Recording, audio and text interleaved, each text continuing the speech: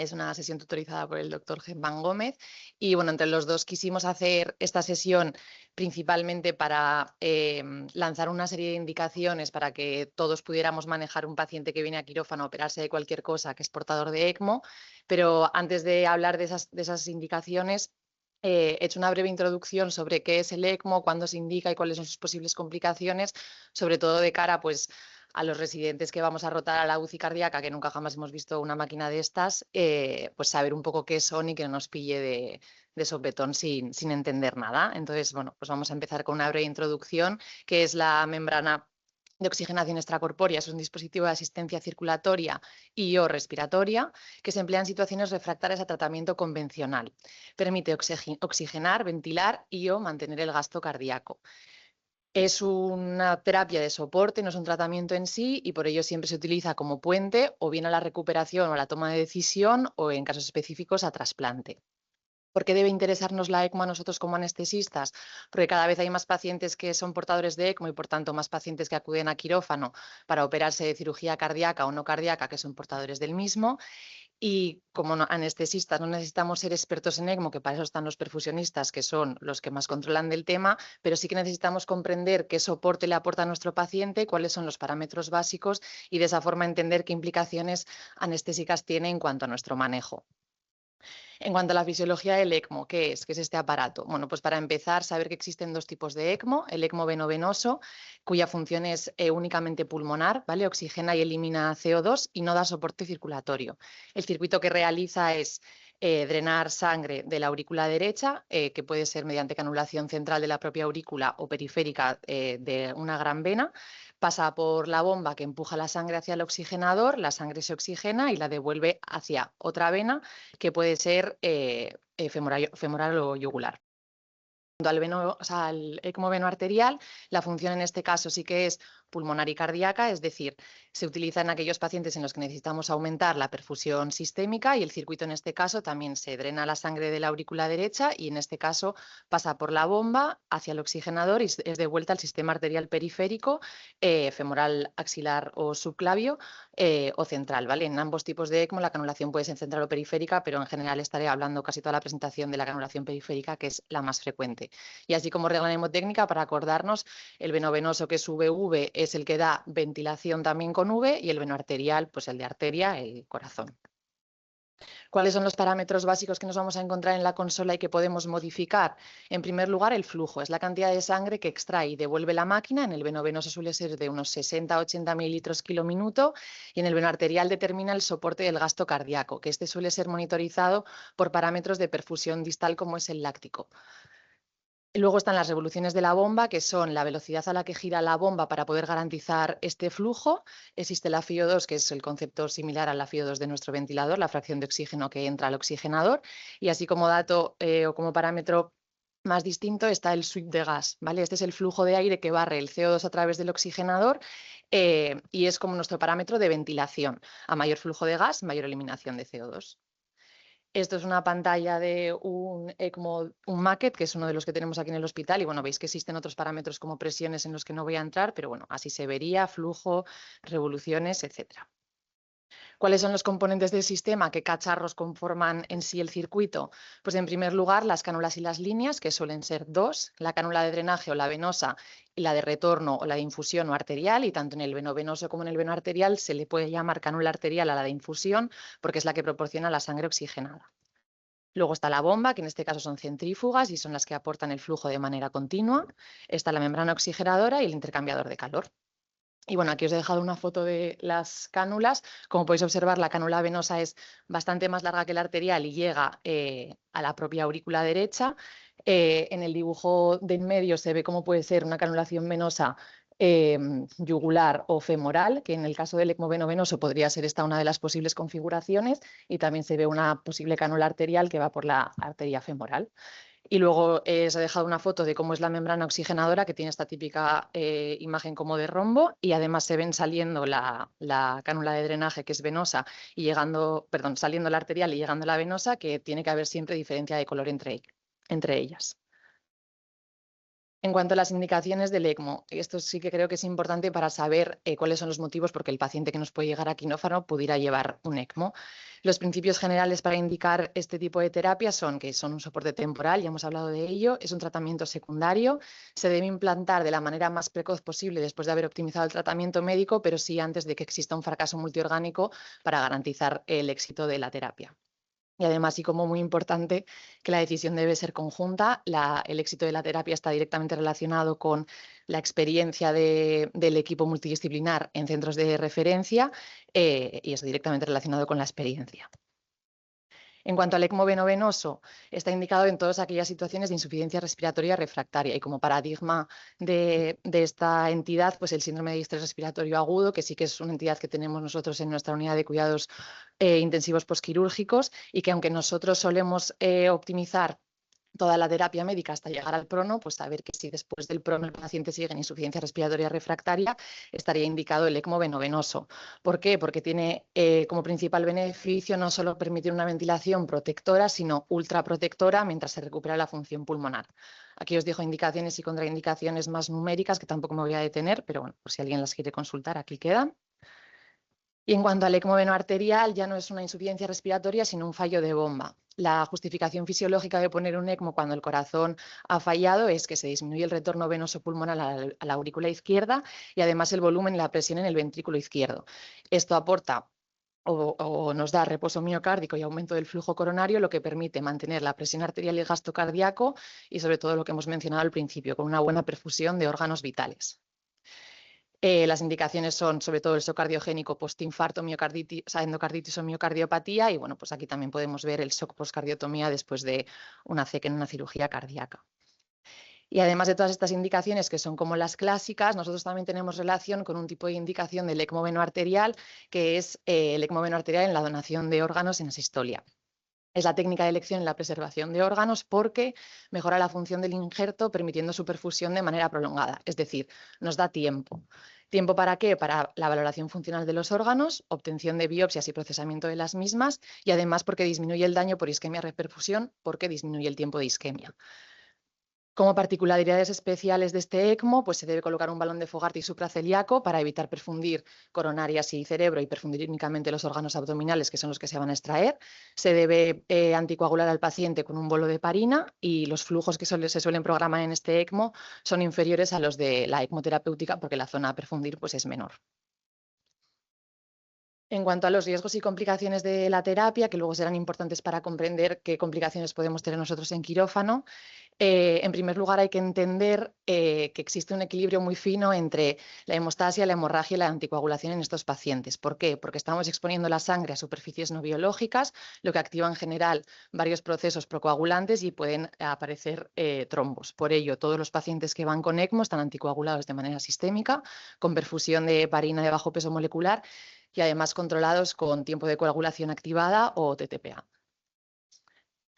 Este fina línea entre, o este fino equilibrio entre hemorragia y trombosis, pues también está favorecido porque el ECMO tiene diferentes complicaciones hematológicas, ¿no? En primer lugar, como hemos mencionado, la hemorragia es la más frecuente, está favorecida por la anticoagulación, que al mismo tiempo es necesaria, y además por la disfunción plaquetaria o la coagulopatía. Esta disfunción plaquetaria puede ser propia del consumo del circuito, porque el paciente tiene una enfermedad grave subyacente, que es por ello por lo que lleva el ECMO, o también inducida por la perfusión de heparina.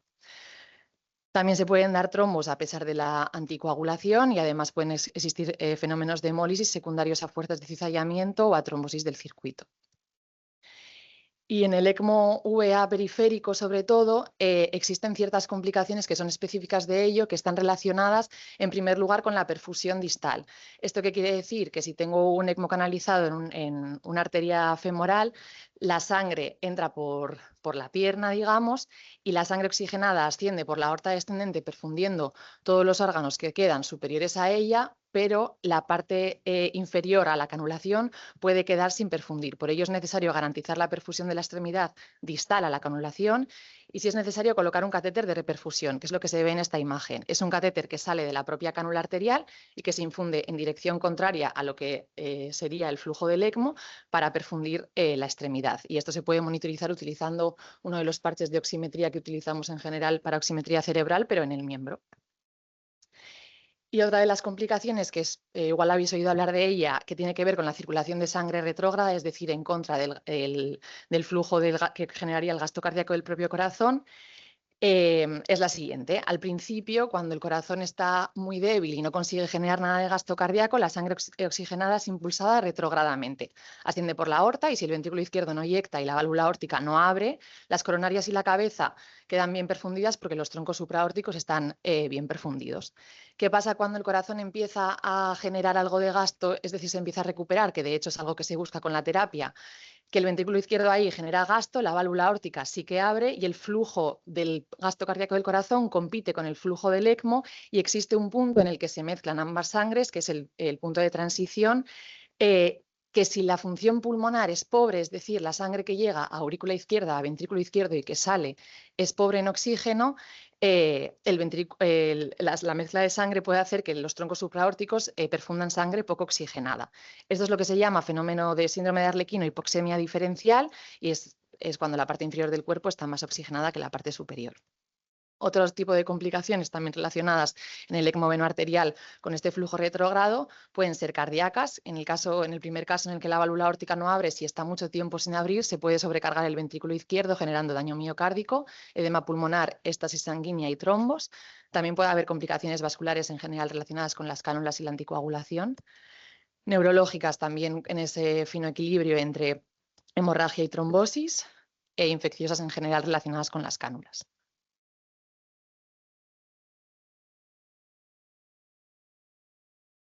Bueno, y pasamos a la parte de cómo manejar el ECMO en quirófano, ahora que ya sabemos cómo funciona esta máquina.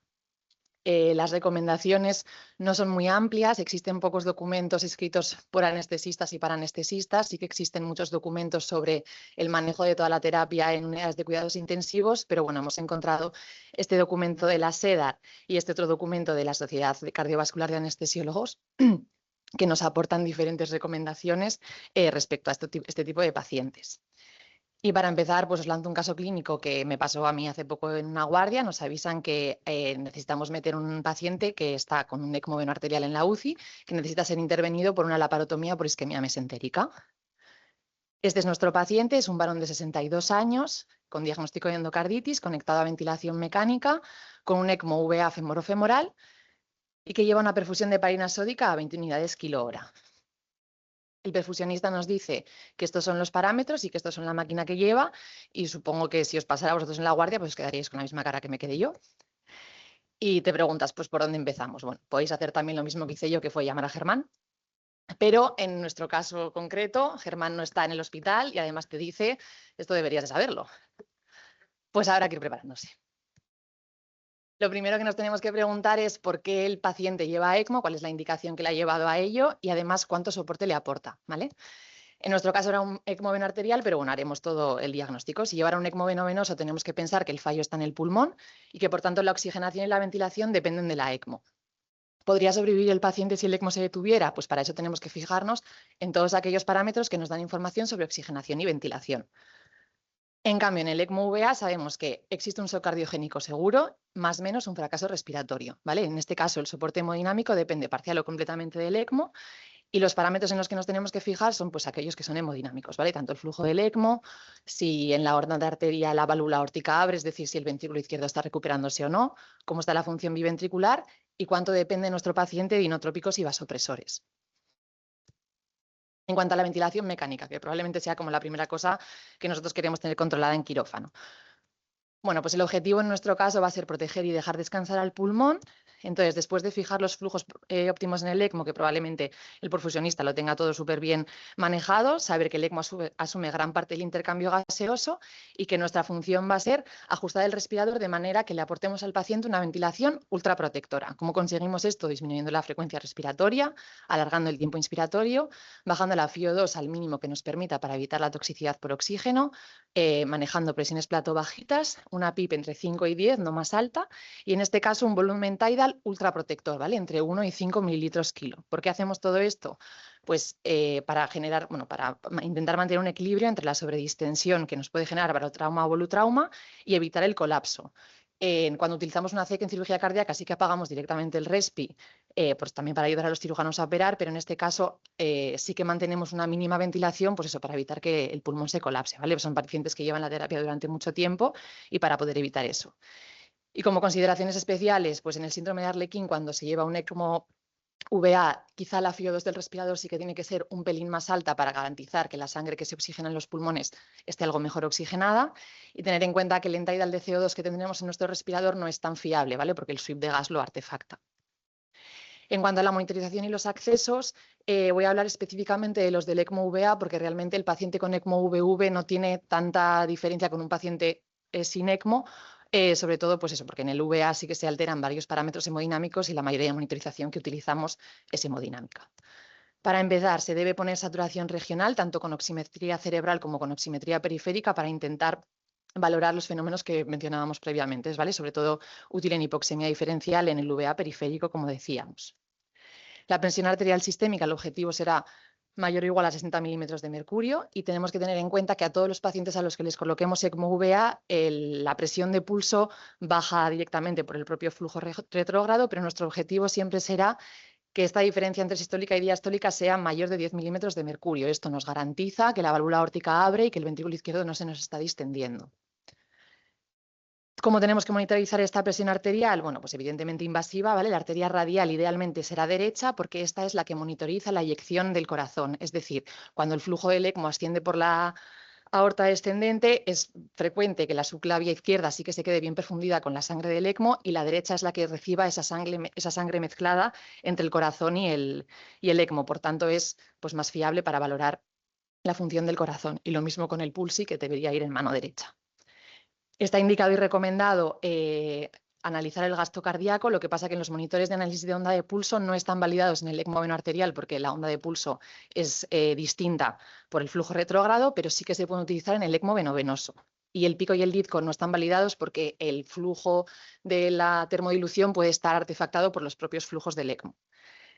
Entonces, ¿cómo monitorizamos el gasto cardíaco en el ECMO venoarterial? Pues bueno, están recomendados tanto el catéter de arteria pulmonar como el eco transesofágico, que son los más precisos. Si el paciente no lleva Swan-Ganz, no hace falta ponérselo, porque además podemos tener problemas con la canulación del propio Swan-Ganz por las cánulas que lleva el paciente, pero el eco transesofágico sí que está recomendado que se use en todo aquello paciente que llegue a quirófano con ECMO venoarterial.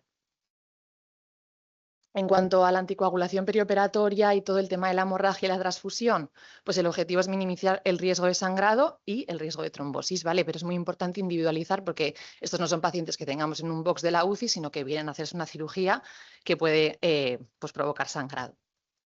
Antes de la cirugía está estandarizado que la heparina se debe suspender unas 4 o 6 horas antes, y se deben garantizar unos flujos altos en el ECMO para evitar la trombosis durante este tiempo.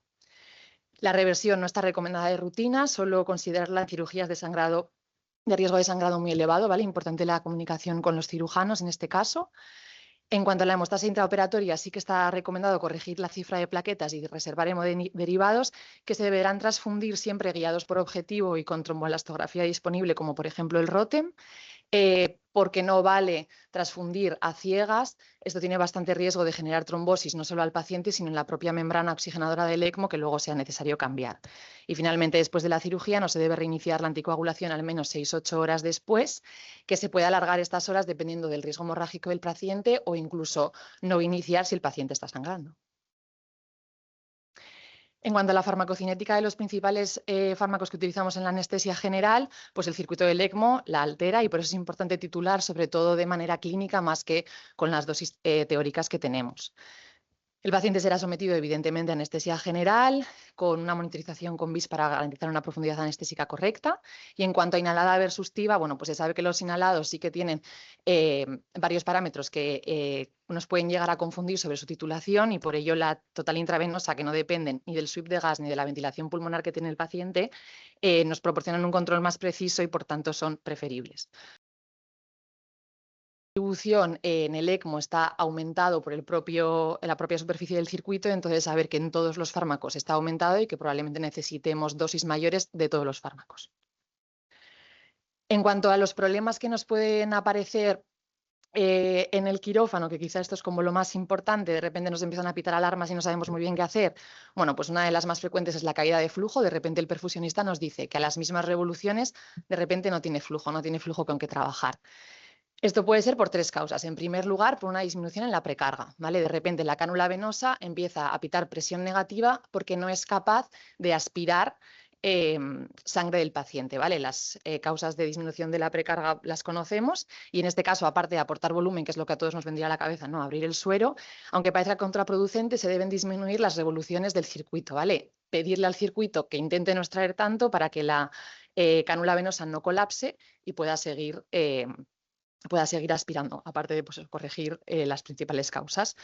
Otra de las causas de la caída de flujo puede ser la obstrucción en el circuito. El flujo no, o sea, no hay flujo porque no se permite pasar. Normalmente esto suele ser un problema con el circuito, que puede ser o acodamiento de las cánulas o trombos, y la solución es inspeccionar el circuito porque probablemente hay algo que esté impidiendo el flujo. Y como última causa puede existir un aumento de la poscarga, que la causa más frecuente es la hipertensión arterial grave, cuyo tratamiento pues conocemos. Aquí es importante saber eso, que necesitaremos más dosis de los fármacos habitualmente y que tenemos que garantizar una correcta profundidad anestésica también en estos pacientes. Y otra de las alarmas que nos puede saltar es la alarma de burbujas, ¿vale? Esto es entrada de aire en el circuito y esto es una emergencia vital. Además, el ECMO se tiene que parar, tenemos que asumir que el paciente puede morirse tanto por la embolia como porque el ECMO se para y el soporte cardiovascular y respiratorio depende únicamente de nosotros. Entonces, pues es una emergencia vital que puede llevar a la muerte del paciente. Otra de las cosas que nos puede pasar es que el paciente, a pesar de que esté con el ECMO y con el respirador, entre en una hipoxemia refractaria. Cuando esto nos pasa, tenemos que primero asegurar que el paciente esté bien ventilado. Después, inspeccionar el sistema, ¿vale? A ver si el oxigenador y el circuito están funcionando correctamente. Para saber si el oxigenador funciona, debemos hacer una gasometría postoxigenador. Si la presión de oxígeno ahí es menos de 200, habría que cambiar la membrana. O si las cánulas están mal posicionadas. ¿Esto qué quiere decir? Que si la cánula de infusión está muy pegada a la cánula de drenaje y toda la sangre que pasa por esta cánula es recibida por la cánula de drenaje, esa sangre oxigenada no está pasando al paciente, sino que la sangre oxigenada está recirculando todo el rato por el ECMO, ¿vale? Y en ese caso habría que cambiar la posición de las cánulas. Y si todo esto está ok, tenemos que preguntarnos si el flujo del ECMO es suficiente para el gasto cardíaco del paciente. ¿Esto qué quiere decir? Que en un paciente, por ejemplo, séptico, que el gasto cardíaco es muy elevado y yo le estoy ofreciendo con el ECMO, imaginaros, un gasto cardíaco de 7, y con el ECMO yo le estoy ofreciendo un gasto cardíaco de 4,5. Ahí existen 2,5 litros minuto que no están pasando por el ECMO y esa sangre no está siendo oxigenada. Y puede ser que esa sangre es la que me esté haciendo una hipoxemia refractaria, ¿vale? En este caso, lo que tenemos que hacer en la medida de lo posible es aumentar las revoluciones para maximizar el flujo. Se puede considerar colocar una segunda cánula de drenaje para que la sangre que yo quito sea mayor y más cercana al gasto cardíaco del paciente y, por tanto, la sangre que oxigeno. Y se pueden utilizar beta bloqueantes para disminuir el gasto cardíaco, aunque esto pues, en pacientes muy seleccionados. Como medidas de rescate, pues aumentar la sedación profunda y el bloqueo para que la ventilación mecánica sea más óptima, utilizar vasodilatadores pulmonares inhalados, hipotermia leve para disminuir el consumo de oxígeno y en casos extremos añadir un segundo ECMO para que la sangre drenada pues, sea todavía mayor. Y para terminar, con los problemas del ECMO VA periférico que hemos mencionado antes, ¿qué hacemos si nos pasan en quirófano? Bueno, pues estos son, como recordamos, el síndrome de Arlequín y la sobrecarga en el ventrículo izquierdo, que son dos entidades más o menos contrapuestas, pero que bueno, tienen tratamiento diferente, evidentemente. En el síndrome de Arlequín, en el que la sangre poco oxigenada del ventrículo izquierdo se mezcla con la sangre muy oxigenada del ECMO, pues podríamos subir el flujo de ECMO para que ese punto de transición se atrasara, digamos, mejorar la ventilación pulmonar para que la sangre que sale del ventrículo izquierdo esté más oxigenada, valorar cambiar de canulación periférica a canulación central o incluso colocar un ECMO venoarteriovenoso. En la sobrecarga del ventrículo izquierdo, en la que la válvula aórtica no abre y la sangre se queda ahí en éstasis en el ventrículo izquierdo, pues podríamos, en contraposición, bajar el flujo del ECMO para que no compitiera tanto, aumentar los sinotrópicos para que el ventrículo izquierdo tuviera más fuerza, y si no, cosas que quizá en quirófano no vamos a hacer, pero sí que pueden venirnos a quirófano ya con esta terapia puesta, es descomprimir el ventrículo izquierdo con balón de contrapulsación aórtico o con un impela para ayudar a la sangre a salir. Y si no, ya pues como medida más invasiva, el drenaje quirúrgico.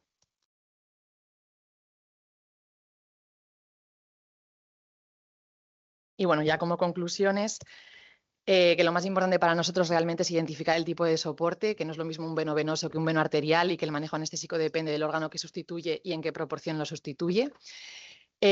Valorar siempre el equilibrio entre hemorragia y trombosis, que se debe adaptar la estrategia anestésica en el veno venoso, pues optimizando la ventilación, y en el veno arterial, vigilando la perfusión sistémica, cómo está la función del ventrículo y la hipoxemia diferencial, que nos podemos anticipar a las complicaciones casi siempre respondiendo a estas tres preguntas: si el circuito funciona, si el problema es en vez del circuito del paciente o si es un problema en la interacción entre paciente y circuito. Y sobre todo, lo más importante, que el ECMO es un trabajo en equipo. El éxito depende, en nuestro caso, principalmente de la coordinación entre anestesista y perfusionista, que al final ellos son los que controlan del tema y los expertos, y que creo que en este hospital tenemos bastante suerte de que la relación es buena y que ellos son unos cracks, con los cirujanos como siempre, y no olvidarnos de los intensivistas, que son los que llevan al paciente antes y después de la cirugía. Muchas gracias.